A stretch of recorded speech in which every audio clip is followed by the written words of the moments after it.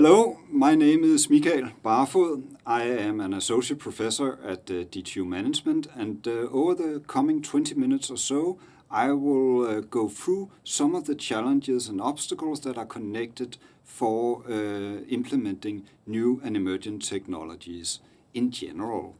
But as you can also see here on my title slide, I'm very fond of the maritime area. I'm doing a lot of research within the maritime area, so of course we are going to talk about a maritime application. So let's go sailing. First of all, I have a couple of bullet points that I think we cannot disagree upon. Of course, we need some new technologies to meet the challenges of the green transition. So let's not spend more time on that, and we're also well aware that there will not be a one-size-fits-all to everything. And that's of course due to various reasons. There will be different technologies that are useful within different areas. So nothing new there. And also the different sectors will of course also be depending on different solutions, and there will basically, if we just rely on one single energy source, well, there will not be enough energy to cover all our needs there. So definitely we need to think into different solutions. As I said before, this presentation is concerning a maritime application. I'll give you a case that explains something about the challenges of implementing these new technologies, taking it from a company perspective, because it can be very well, we can produce a lot of new, nice solutions, but they also need to be implemented in real life. And that may not always be as easy as we think. So hopefully in 15 minutes or so, we can agree that this is not an easy task either. We need more than just a good solution. So ships is, as I mentioned before, very close to my heart, but it is also a very interesting case because a ship is not just a ship. This is mostly concerned with container ships. Container ships have some special characteristics. They often sail some very long distances, for instance, all the way from Asia to Europe, a journey that takes several weeks. Of course, a lot of fuel is needed for such a journey, especially if you're carrying 20,000 containers. Then the space on board such a ship is also quite limited. So whatever space that is on the ship, it should be utilized for containers. If all of a sudden, due to a new fuel or another type of energy that we need to carry on board, that we need to use more space for that, then we cannot carry as many containers. That will hurt the profit margin of the company and basically generate some much more expensive prices for the companies that are using the shipping company. And nobody wants that. Everybody wants green solutions, but preferably it shouldn't cost more than it does today. Can we solve that? I don't think so, but let's look a little bit into it. And I forgot also to mention that these investments in ship, that is huge investments we're talking about. And a ship has a very long lifetime, often around 25 years. So when a company is to spend several million or billion on a new ship, then they also need some kind of assurance that this can actually also work in real life. So in the following, I will be concerned of a new specific solution, a solution that we at DTU tested together with some partners of combining different types of fuel cells in one system. I will be talking about two different solutions. I will not go that much into detail with them. One called AGEA 1, which denotes a purely solid oxide fuel cell based system, and then the AGEA 21, which is a novel combination of solid oxide fuel cells, PCEMRs, and PEM fuel cells also. This drawing shows a little bit about the technology itself. That's not important for the presentation that I'm going to make here. What is important, on the other hand, is how do we assess such a system? How do we take it from the perspective of the company? So the first thing we need to do is to identify some potential solutions. What technologies are out there that could be relevant to solve this specific solution? Of course, we have our EGIA system, which is a solution that I just mentioned before. I forgot to mention that we assume it to be operated by ammonia, so ammonia will be the hydrogen carrier in this system. Then we're also looking at ammonia in an internal combustion engine, methanol in an internal combustion engine. Methanol ships are already sailing around today, and more are coming into the market. These methanol-based ships, they are constructed with dual engines, so it means that they can sail both on methanol and on the conventional fuel, such as heavy fuel oil. And the reason for them to be able to sail on both is, of course, that we don't have enough methanol to cover the demand. So this is often the solution that you're doing right now. So e-methanol is definitely one of the solutions. Hydrogen-based fuel cell system is also a solution. And then we have some more conventional fuels, LNG, liquefied natural gas, that we also have ships sailing around on today. And then HFO, or heavy fuel oil, which is the baseline, the conventional fuel that is being used in the maritime sector. The next step is to define the criteria that are relevant for this differentiation between the alternative solutions. Of course, there are something that we can assess in an economic analysis. That could be capital expenses, operational expenses. There's also this loss of cargo space that I mentioned before. But there are also a lot of different environmental and technological criteria that we need to address. Of course, the main reason for introducing such a new technology is that we want to limit our emissions. So we, of course, have something as CO2 emissions.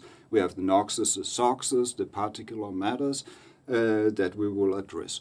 But there are also some more technological criteria. And when you take the perspective of a company, it's extremely important for them that the technology is mature, that it actually works, that there are facilities available for handling this new technology. So the technological maturity, bunkering possibilities, bunkering in a maritime sense means that you can tank the ship, you can refuel it. There needs to be some specific infrastructure available at the ports, depending on what kind of fuel you are using.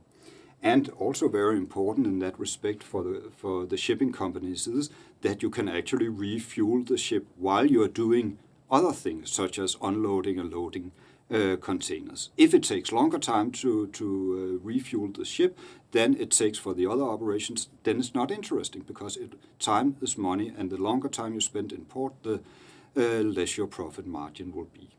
So such considerations, and then of course also the whole handling of it, the toxicity of it, both to humans, to aquatic life, how to store it, and so on board the ship is of extreme importance. So all this we need to take into account somehow. Some of it we can address in an economic analysis. We can have a pretty good idea about a ship operation, how much fuel or how much energy it consumes during a year. We can also make some assumptions with regard to cargo reduction, how many containers are basically being removed from the ship if we implement different types of solutions. And this loss of cargo space is of course related both to the energy density of the fuel, but also the new tanks that may need to be installed on board the ship in order to meet the safety requirements. And we can see here that if we are looking at a hydrogen solution, then we are actually limiting or reducing the space on board the ship with close to 11%. This is significant. That's a lot. So these calculations that we've done have, of course, assumed that we can sail the same distance as conventionally. So you might argue that you can also do some sensitivity analysis looking into refueling several times. That is, of course, also a possibility. An economic analysis like this, looking at the future perspective, always is depending on a lot of different assumptions. And there are some uncertainties connected to this. But for comparison reasons, we have done the exact same for all different types of fuels. So they are comparable, no matter the actual exact assumptions that we have made. So looking at a ship's lifetime of 25 years, we're able to calculate both the operational expenses and the capital expenses. There, under the operational expenses, we also need to take into account that the system needs to be maintained. There may be need of extra crew to handle the fuel and so on and so on. So just to show you an overview of our different alternatives from before, then by far the cheapest solutions are the conventional solutions with heavy fuel oil and LNG. In fact, LNG is a little bit cheaper than heavy fuel oil.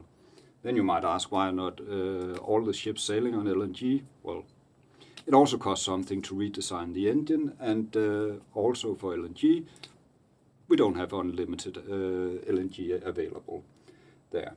So the conventional solutions are more or less at the same level, whereas our alternative solutions are up to 4 to 5 times more expensive than the conventional ones. The specific solutions with this new ammonia-based fuel cell systems, they are not showing to be that feasible at all.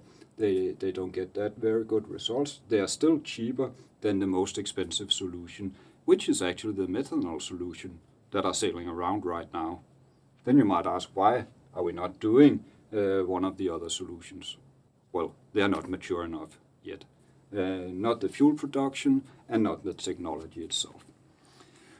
So this is only the economic part of it. I also mentioned a lot of different other criteria before that we needed to address. And if we cannot address them using an economic analysis, then we need to look into some other types of tools.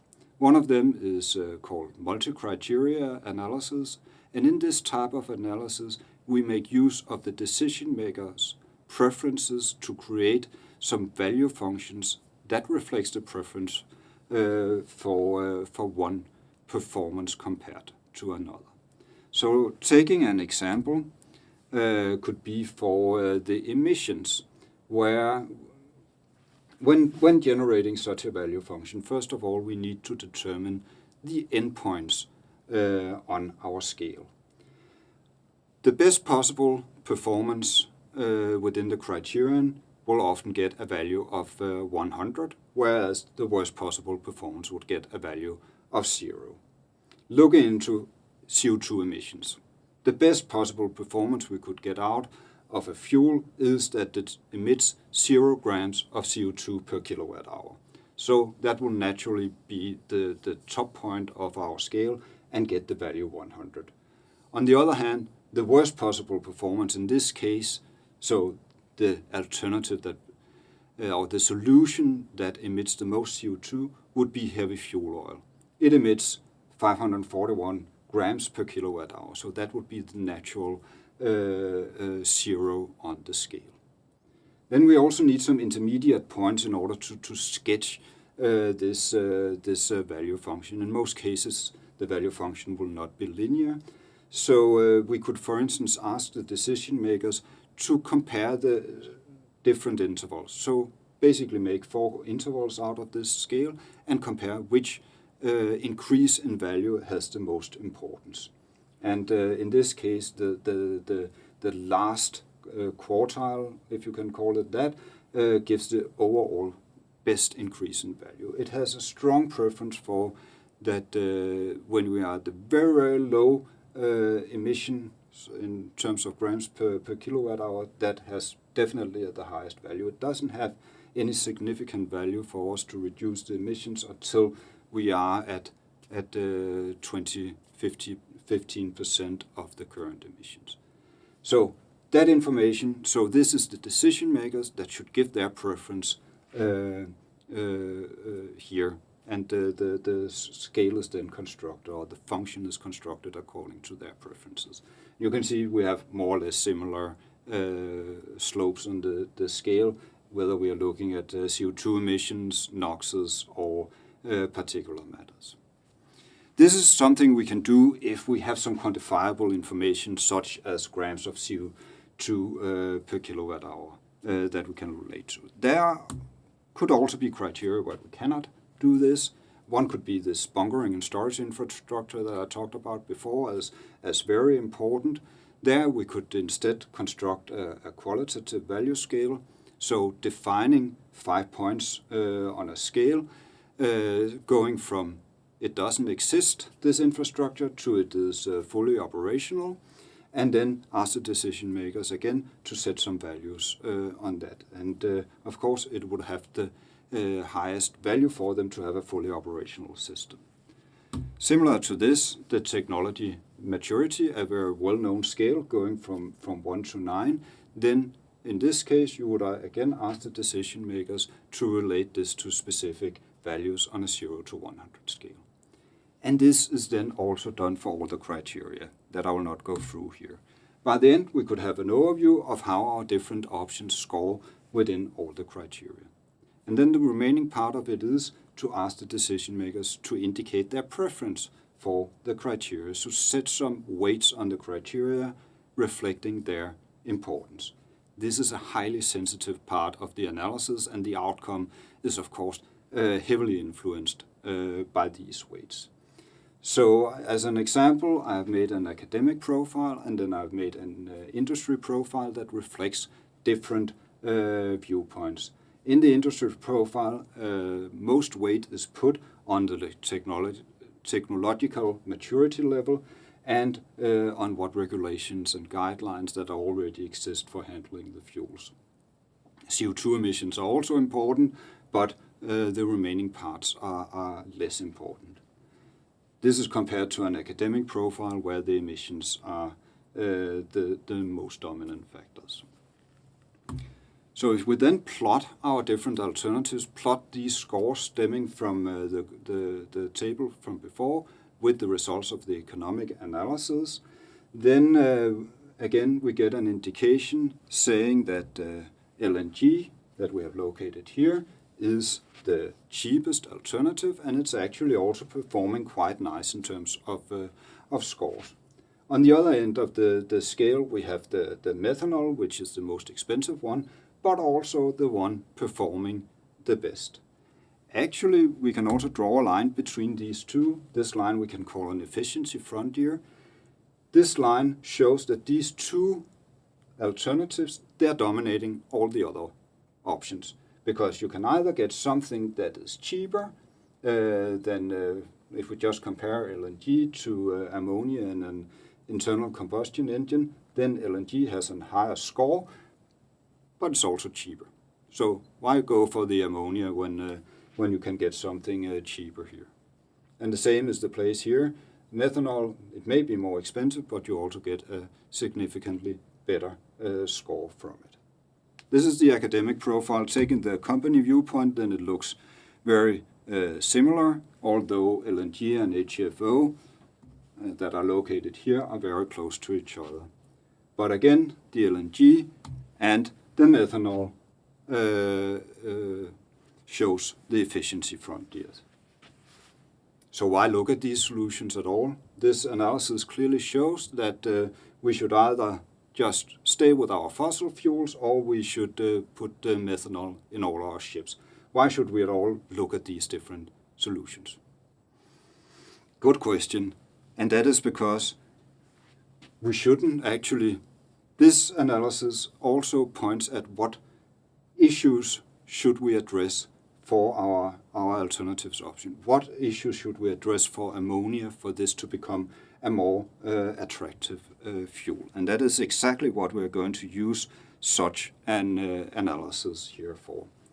Zero emissions systems, they are and they will also be the future, even though my analysis shows that they are not. Then it points at these significant challenges that we need to look deeper into. Of course, there's a technology readiness level. It will come, I know. Over the coming years, these technologies will become more and more mature. We also need to look at the fuel availability. This is a huge issue right now because fuel producers, they will not start producing the green fuels unless there's a demand for it. Shipping companies, they will not invest in the new propulsion system, the new drivetrains for the ships, unless there's fuel availability. So we are having the chicken and the egg discussion right now. So we're definitely in need of somebody that takes the chance, go forward and say, hey, this is the technology that we bet on for the future. Please generate some fuel for us. The bunkering possibilities needs to be resolved. We cannot spend more time in port, like I mentioned before. The safety issues are a huge matter also, especially if we're talking about ammonia. It's really some nasty stuff, both to smell and touch. So the handling of this needs to be resolved before this becomes a viable solution, and of course also the storage on board the ships. Then there's the whole cost issue. I just told you that these alternative drivetrain solutions are somewhere between 3 and 5 times as expensive as the current solutions. So who pays the bill for this? Well, in the end, the bill will land on our table, the consumers, us who are using the transport, will end up with the bill somehow. Of course, the economies of scale will also come into play at some point when we get the production up and running. But again, we need some front runners who are willing to take the risk and who are willing to take the loss that there will be in the beginning. Because if you have two competitors, one is running on conventional fuels, another one is running on alternative fuels, who should the company choose, or who should a consumer choose when selecting a shipping company? They will choose the cheapest solution, and if you get the cheapest solution from the conventional fuel vessel, then it is probably the one that are being used. And when I say this, there's of course also a huge discussion ongoing about taxation of conventional fuels and so on. So hopefully at some point international governmental bodies will land on some agreements so that this problem will be evened out and it will actually be more expensive to sail on the conventional fuels. That is just not completely in place yet at the current time of speaking. Thanks a lot. I hope that we landed on some kind of agreement that it is not as easy as it could be to implement a new technology. I have talked extremely briefly about some different methods here. They would require hours of presentations of themselves if I was to go in details with them. But if some of what I've been saying here are interesting to you, or if you have some questions, something that needs to be elaborated, you are most welcome to contact me on this email address. Thanks a lot.